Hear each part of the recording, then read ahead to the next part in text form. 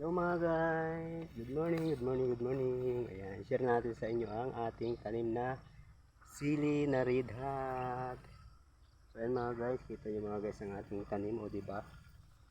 So ito pong siling ito mga guys, mga ka-garden, ay itinanim po natin ng January 1. Kaya ito po ay 4 months old na po mga guys. So ito pong nagdaang March, April, so medyo napakatindi po ng init na dumaan. Talagang pinahirapan po tayo ng init ng panahon kasi sobrang init ng dumaan. Pero halos nawalan na rin po tayo ng pag-asa dito mga guys, mga ka-garden, sa ating tanim na red hat.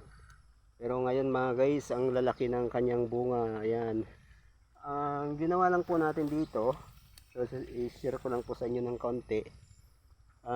Tayo po ay naghanap ng pwedeng i-remedyo sa kanya para po siya ay makabawi, gumarbo uli, magbigay ng bunga, ng bulaklak at ng bunga, nang sa ganon at tayo po ay makaani uli. So dati po yung siling ito ay nalagas na ang dahon mga ka-garden, mga kamagsisili.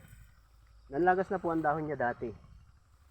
Pero kailan lang po nitong last week ng April,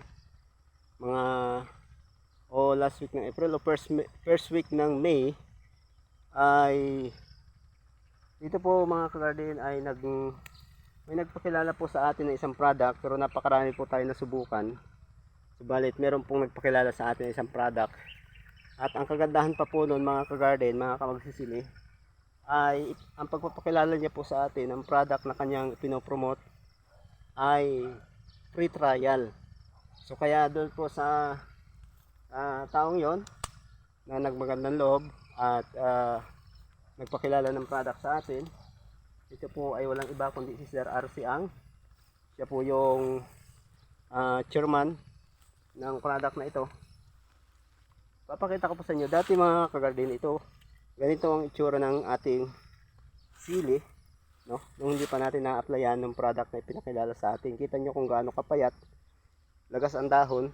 So ito, sumulpot na po ito, kaya ganyan ang kanyang dahon. Sumulpot na po siya, bumawi na. Yan na. Pero yung iba mga guys, babago pang nabawi.